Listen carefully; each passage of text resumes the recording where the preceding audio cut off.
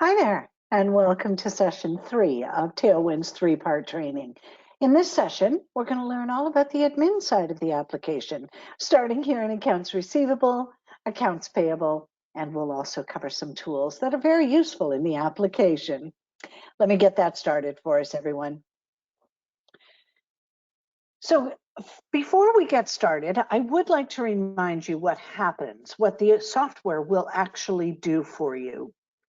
In session 2, we learned how to dispatch our orders. And when you do dispatch those orders, let me just grab one that's already dispatched. Here's one. So whether it's dispatched to company truck or brokered carrier partner, as soon as the last location, the delivery location, is marked as delivered, and this save button is hit, the software is going to take care of some processes for you. It's going to pick up this related order and it's going to move it automatically over to the invoicing screen under accounts receivable. The last thing an ops or a dispatcher will do with a trip, once they know it's been done, they're good with the payments put out to the company driver or carrier partner or owner operator, they will complete the dispatch. Completing a dispatch allows the software to pick up the related expenses and move it over here to the bill posting screen. Great, so now that we've refreshed our memory of what happens there, let's go over and start working through the admin side. Receivables. This is simply historical data. This is the ability for you to see every invoice issued out to customers, every check received from from your customers in payment. Now, it's mostly used in conjunction with the advanced search. The ability for you to pull any report that you want to see on your invoices or payments received from your customers. Let's head back to the main page of the application, everyone. Using the advanced search can be a little complicated, so I want to bring you to those support articles and videos again. We're going to type in advanced search. Those articles are there for you to use. So when you want to learn how to build your own reports, type in advanced search, and the software is going to show you that related article, of course. So this will teach you how to build the reports that you want to see in your software. Moving on to invoicing. So this is the screen where all of your delivered orders will come and reside. They've not yet been processed. They're simply live orders at this point, waiting to be processed. So while you can come into each individual order, audit, edit, making sure your freight charges, your accessorials are correct, you can also post it. Posting is the financial recognition of moving the order to an actual invoice for you. And that you can set the specific date that you want to use. Again, in the configuration area, let's go in there and have a quick look at that. So here in configuration, under operations, orders, you have the ability to tell the software what you want to use as a post date. Now we send the application out to you with manually set right here. That means that every time you post an order, you're going to have to choose the date you want to post the order to. A very, very common setting in transportation is to set your post date to the actual shipment delivery date. This is the date you complete the sale for your customer after all. You delivered the load, you're done. So that's a really great setting to use. Let's go back to the invoicing screen, everyone. So now when you're ready to process your invoices, while you can do it individually by coming in here, posting them, printing them, emailing them off to your customer if needed, printing the invoice and stuffing it into an envelope if needed, can be done from individual orders, can also be done from the main screen of the invoice list. So I've attached proofs of delivery. You've got a column here that says awaiting POD. This can be valuable to you. This tells you what loads have proofs of delivery attached to them. If you're receiving your proofs of delivery in through that driver's app, then you don't know when those PODs come in. So that's why it's valuable to see, great, this one has a proof of delivery. I can process this invoice now. As well, you might be receiving your proofs of delivery in through trip envelopes, and you can do that. You can still open the specific order, and here in the notes section, you can attach scanned proofs of delivery. By opening up, add a note. Anything that is set as a POD attachment will be included with the invoice when you send it off to your customer. So do make sure you set your note type correctly. Internal notes are just that. They're just in for internal use. Bill of lading notes will print on the bill of lading. A collection note is meant to track the status of when you're doing your receivable calls. An invoice note will print on the invoice. A tracking note will show you the tracking details, and as well will populate through to the customer portal, so your customers can track their own loads if you're entering tracking notes in. But the most important thing for you to realize is only notes that are set to a POD attachment will be included with the invoice when you send it to your customer. Down here, you have the ability to attach that proof of delivery, heading out to your Word doc, your computer, wherever you might have those proofs of delivery scanned into, whatever folder, you can then choose it and attach it right here.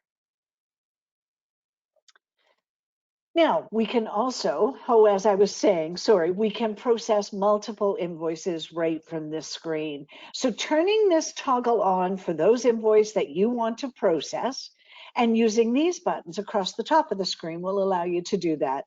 Transmit only will simply transmit it. I'll talk to you in a minute about that transmit word. Post only will just post, and transmit and post will do both processes in one fell swoop for you. So we know what posting is. It's the movement from a live order to a financially recognized record in your application. It converts the order to an invoice. Let's talk about transmit. When you set up your customers, you had the ability to tell the software how this particular customer wanted to receive their invoices. The transmit method. If you have it set to email, then the software will go ahead and email it out to whatever email address you have set on the customer. As well, if it's set to print, then that's exactly what it will do in the invoicing screen. It will simply throw them on another screen, allowing you to then send them to the printer.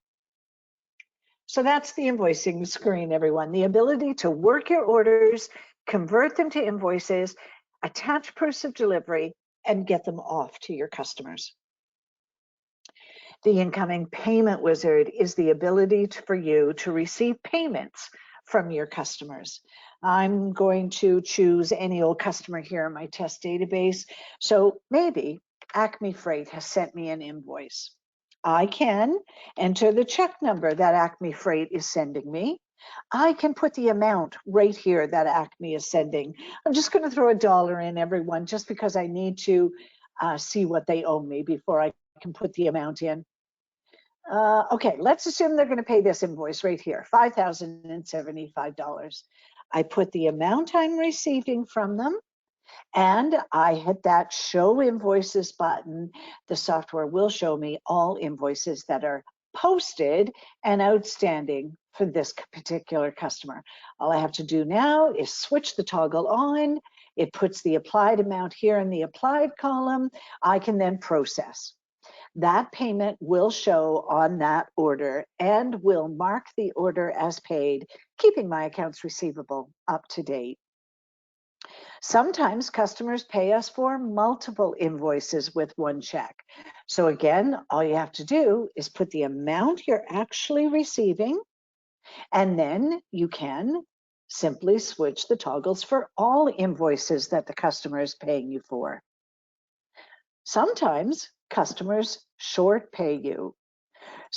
Or you have to account for factoring fees. So sometimes we discount our invoices through factoring fees, Or customers short pay us. Maybe we were supposed to TARP a load and we didn't, so they're not going to pay us for that TARP. You can represent short payments here in the application. Let's assume I factored this invoice and the factoring cost is $75.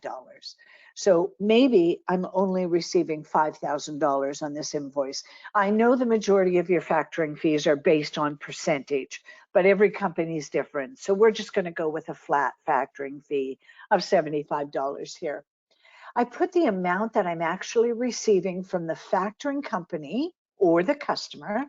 I switch the toggle. The software will automatically put the full outstanding amount in the applied column, and that's not what you want, everyone. You always want to see this remaining balance to be zero. You want to distribute all the monies your customer is sending you. So you now simply have to overwrite the amount in the applied column so that you get $0 up here, and it puts the $75 short payment in the remaining column, allowing you now to make a choice. Here in the status, you have a choice. You can leave it outstanding. If you're going after the customer for the additional payment, leave it outstanding. The software will allow you to receive 2 payments against 1 invoice, or 3 or 4, whatever is needed to pay that invoice in its entirety. Or you can write it off. This is the most common scenario probably, especially for factor fees.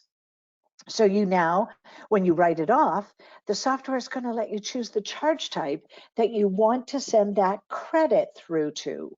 So if it was a TARP that I didn't do and my customer's not paying me for, I will send a credit through to my TARP revenue items. If it's a factoring fee, a discount off my invoice, I will choose the factoring fee and then I will process. And the software will do a couple of things for you then. It's going to mark that invoice as fully paid, and it's going to send that $75 credit item through to your factoring fees. So when you run a trial balance, the software will always show you what your factoring costs are. It will always show you items that you have written off. So that's the ability to receive payments from your customers, everyone, and keep your credit, your AR up to date. Let's go back to that for a quick moment. While you can deposit individual payments received right here, switching this toggle on, this allows you to show which account that payment is going into. So it's simply the ability to associate a payment to a deposit. You can also do it here on the deposit screen.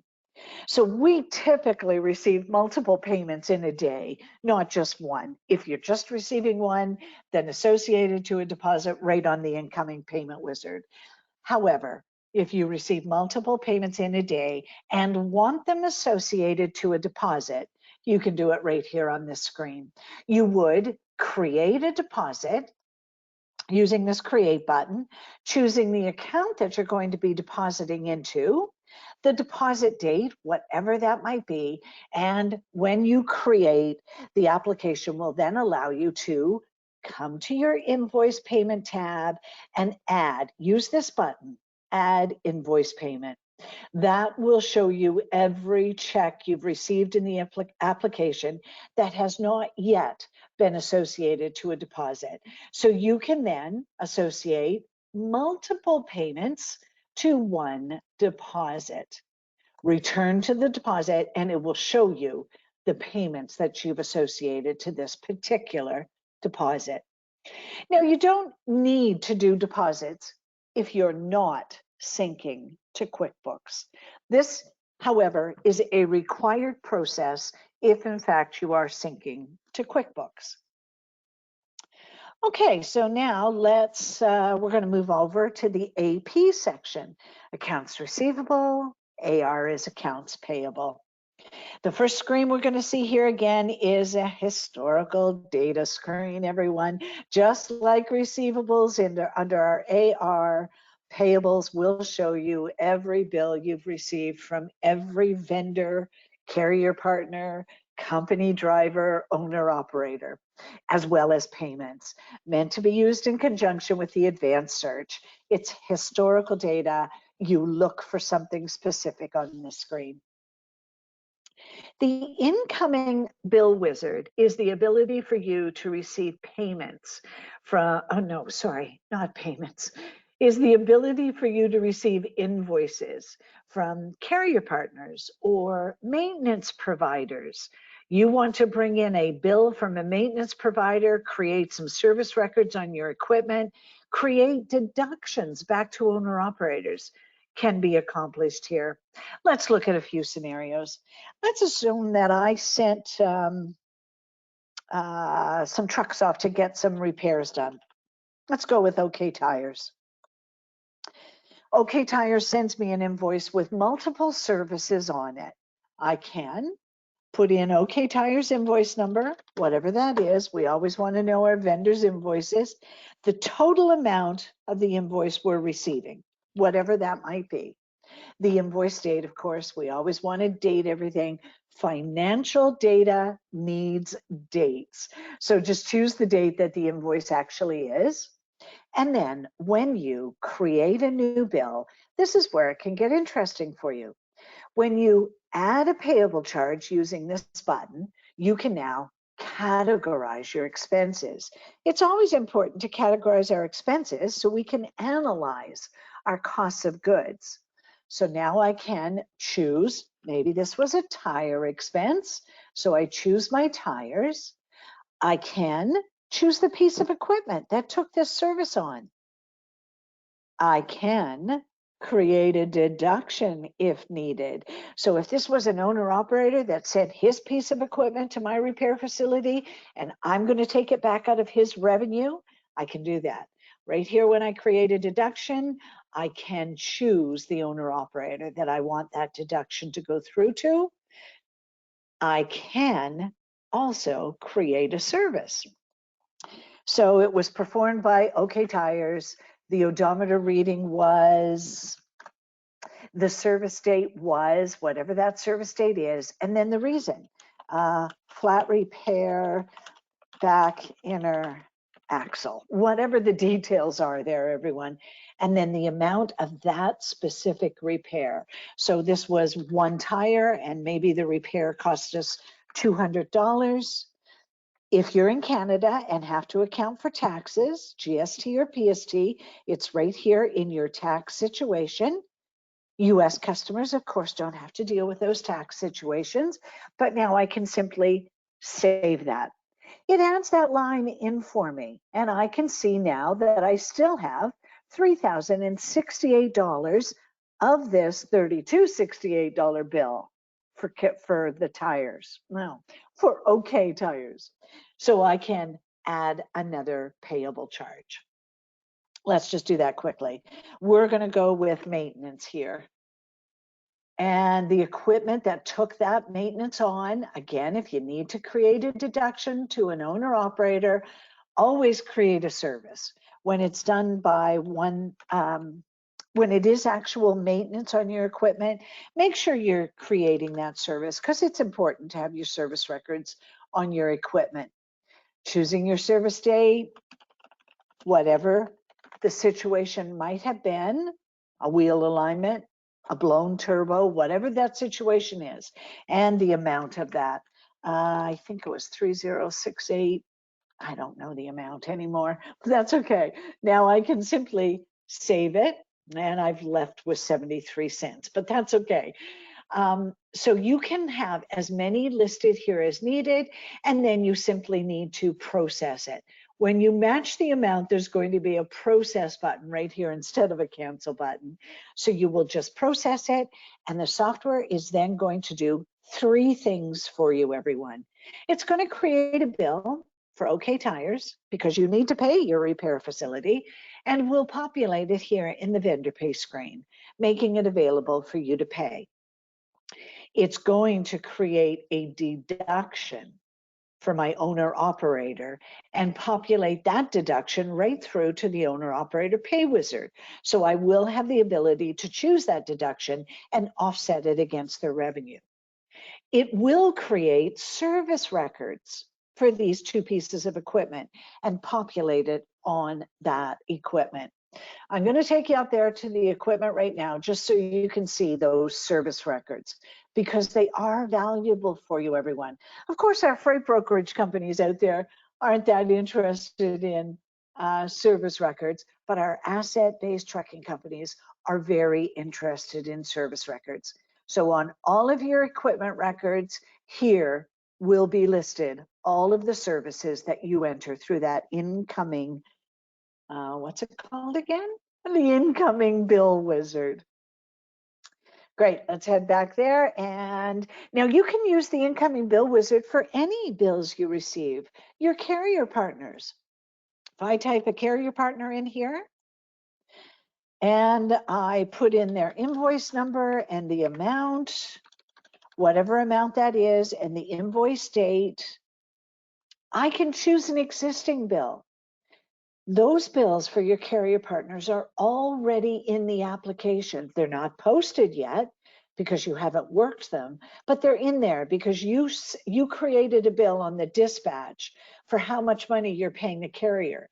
So when you choose an existing bill, all of the bills that are outstanding for this particular carrier will show up in here. Switching the toggle on for the bill you want to choose, and then simply hitting the process button down here will receive that bill in, put your carrier's invoice number in, we'll post it, and then we'll move it to the vendor pay screen. The incoming bill wizard can also be used for insurance, IFTA decals, any of the items that you want to represent an expense in your application for. Moving on to the bill posting screen. So the bill posting screen is very similar to the invoicing screen, except it's the expense side of this software. Every bill that's related to a dispatch, when that dispatch is completed, they will flow over here. Now we have different types of bills, everyone. We have internal bills. Those are things for commission sales reps, company drivers, owner operators. Those can just be posted. And all you have to do is just choose the ones you want to post and hit this button, post, and it will post those bills. We have outside bills, carrier partner bills that come to us that need further information populated on the bill. So here we can see 123 Transport did a job for me. I'm going to receive his bill now. So I receive it in through the mail, the email, whatever that is. I can now open the bill. I can edit the bill. Putting in the reference number of your carrier, that's meant to hold your carrier's invoice number, everyone. Putting in the bill date, the receive date, letting the software schedule that payment out, and then posting it. That will remove it from the bill posting screen and again, populate it into the vendor pay screen so you can now pay your carriers. Let's talk about some default bill settings for a moment. Let's head back to that configuration area for a quick minute, because here under financial, payable settings is the ability for you to tell the software how to handle your payables. So for example, a default bill date on your dispatch related payables. Those should typically be set to the delivery date. You're recognizing the sale to your company by the delivery date. Why not recognize the expense to your company by the delivery date? And you can age. So when you create a vendor record for your carrier, you tell the software what your terms are with that carrier. You can now have the software age their payment out to them by setting one of these three settings. You can age it on the bill date, the carrier's invoice date, or the carrier invoice receive date, any of these three. Most common setting, of course, is the receive date. It's the date you receive the invoice and proof of delivery from your carrier. So that's our bill posting screen, everyone. Oh, and I do need to tell you, so while those outside bills, carrier partners, vendors, they all go to the vendor pay for payment, internal bills will move here to either the Personnel Pay Wizard or the Owner-Operator Pay Wizard. So everything flows through the application seamlessly for you. Let's talk about vendor pay for a brief moment. Vendor pay is simply where all of your posted unpaid bills are going to come and populate. This is simply a check run screen, everyone. Let me turn these toggles off for a quick moment. So we do check runs, whether once a week, once a month, whatever that situation is. The bills will all be populated here, allowing you now to choose those bills that you want to pay by simply switching the toggles on or off for those particular bills that you want to pay. You will be able to keep an eye on your cash flow. It's important to know how much money we're releasing in a check run. You can partially pay if you, where's my partial pay?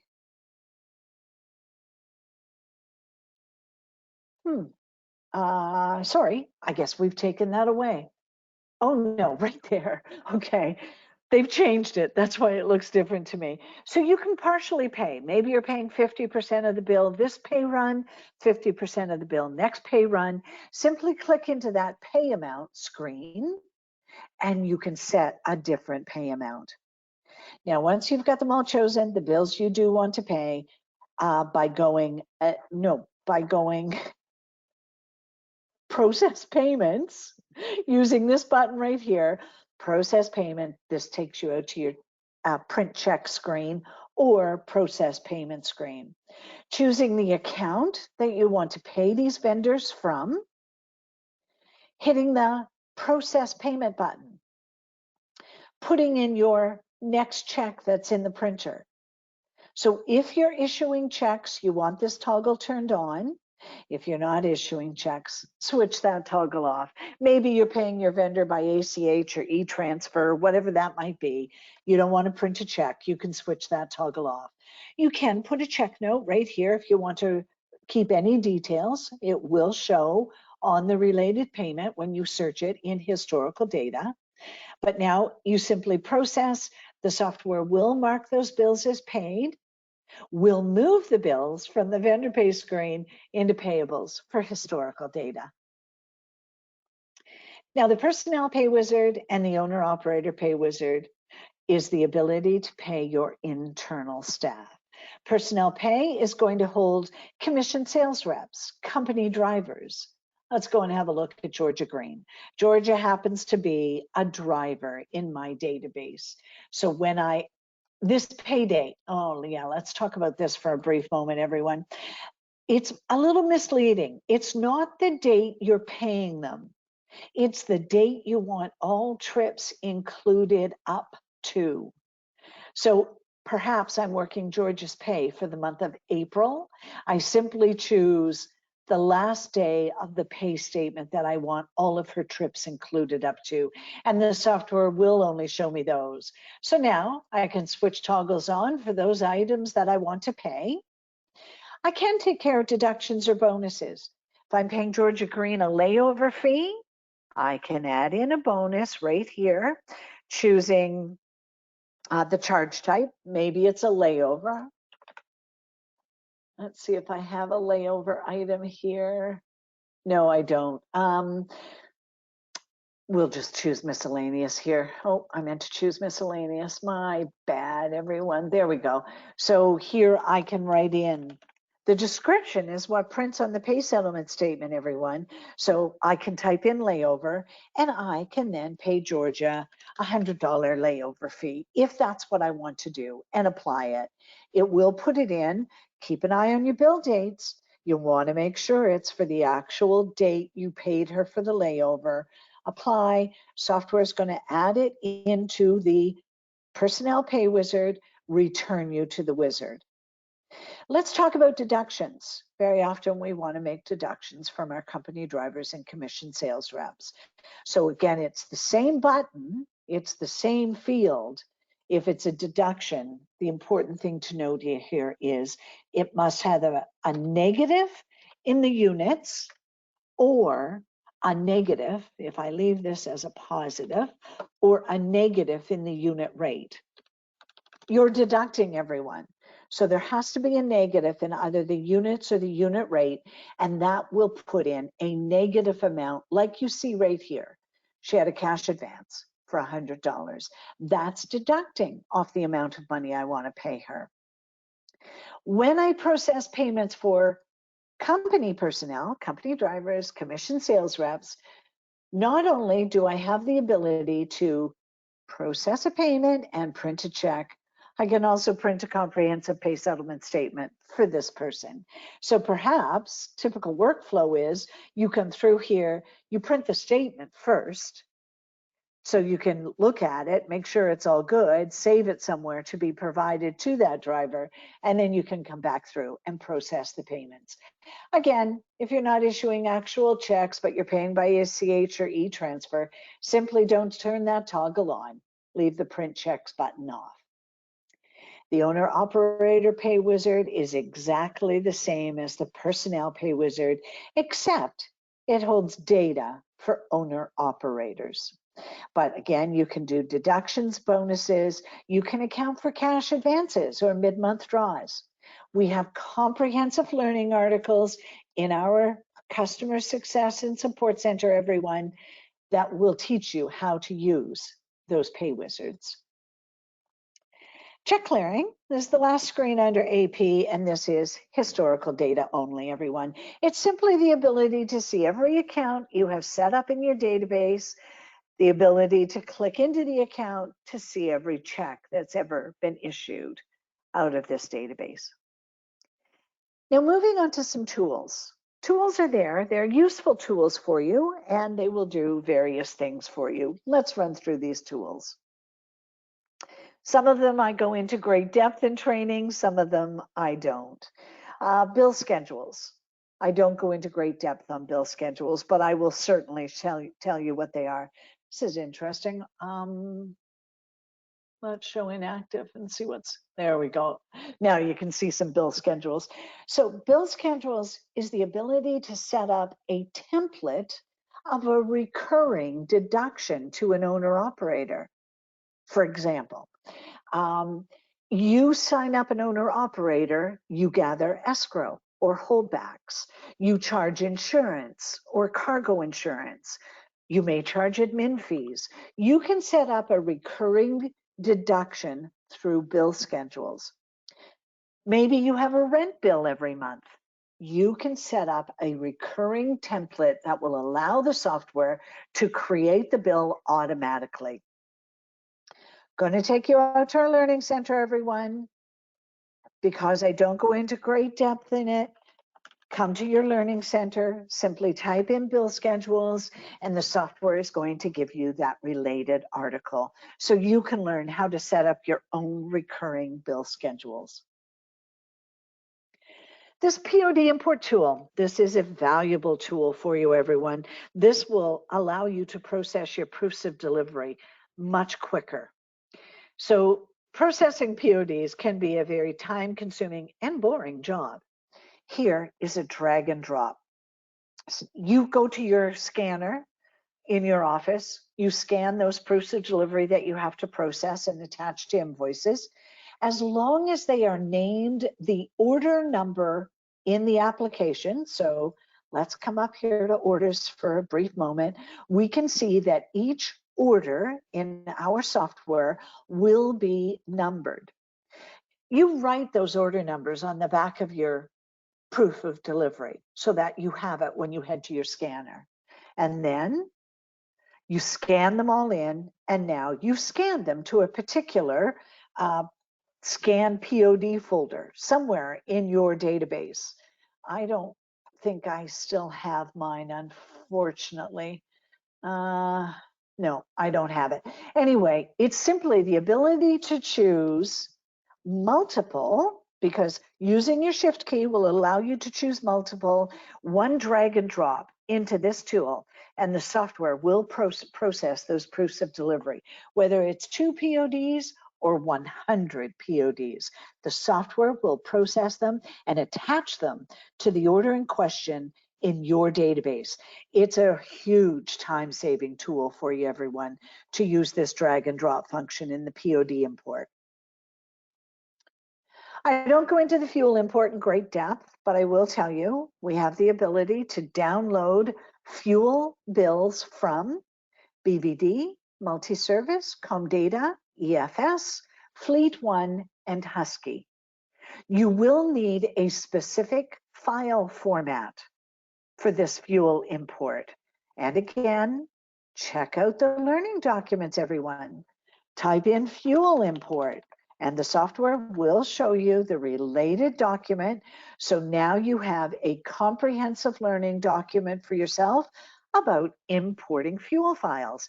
And the file type needed is right here.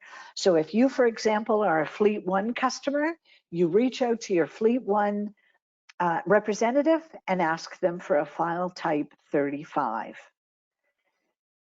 When you're ready to use this, you can always reach out to the support team for training, or our trainer. Anybody can help you do this. But what the software will do is create a bill for the fuel vendor, making it available in the vendor pay screen for you to pay. It will create company driver deductions in the case of cash advances. You always have to get your cash advance back from your company drivers. It will allow you to create deductions for your owner operators. Owner operators are responsible for paying for their own fuel. That's our fuel import, everyone. Let's move on to the customer and the vendor rate history. Just before we get there, I want to take you back up to your individual record. Let's just look at a customer here for a quick moment. In session one, when we learned how to make our customers, I pointed out this rate history button to you.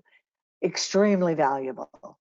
The ability for you to see every load you've ever done for this particular customer, the ability to filter it by a specific lane if needed. Well, while this is here in your customers and vendors, for that particular customer or vendor, here under tools, you have all encompassing customer and vendor rate histories. So the customer rate history is going to show you every load you've ever moved for every customer. Again, a lot of data in this screen for you, everyone. So you can filter it. Maybe, an example here, maybe a customer calls you out of the blue and says, would you be interested in the load that picks up in Atlanta and delivers to Seattle? Well, I can't remember what I charged a customer yesterday for a load, so I certainly can't remember specific lane rates. I can put the information here, say go, and the application will filter out all my loads, returning only those loads that match the criteria, picking up Atlanta, delivering to Seattle, with the rate I charged, as well as the customer I worked for. So you can filter it by the equipment used. Maybe you only want to see loads that you've moved on a reefer, for example. Just choose the piece of equipment, hit go. Maybe you're looking for specific weights on loads. Maybe you're looking for origin states or provinces. It's all here for you in the customer rate history. Maybe you have a truck stuck and you can't find a load for it, but you know you've got enough money to deadhead 200 miles in your ingoing rate.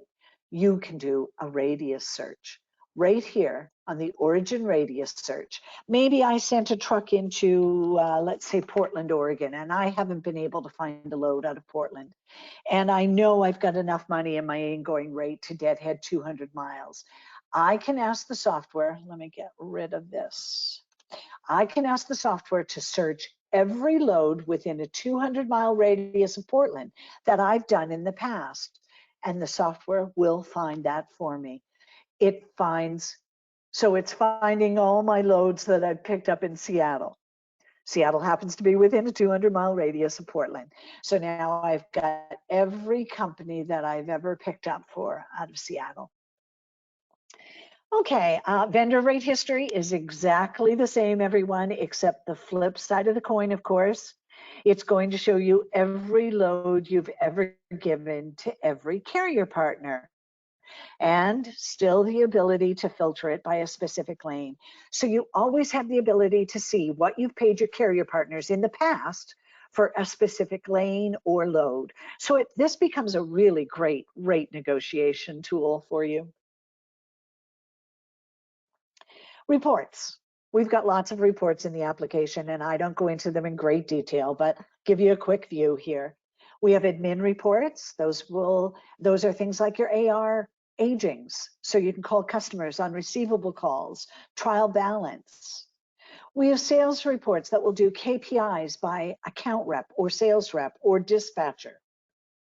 We have operational reports that will give you KPIs by customer, and we have equipment reports that will give you KPIs by piece of equipment. We do have integrations to QuickBooks, everyone. The ability to send your financial data to QuickBooks Online or QuickBooks Desktop. And again, I don't go into this in basic training, but you've got your articles. There's comprehensive articles on both of those items there for you. Okay, we've covered off the admin section of this application. Make good use of your customer success and support center, everyone. Everything is there that you need to learn how to use this software. Thanks so much for watching these 3 sessions. We really do appreciate you taking the time to learn how to use the software. Bye for now, everyone.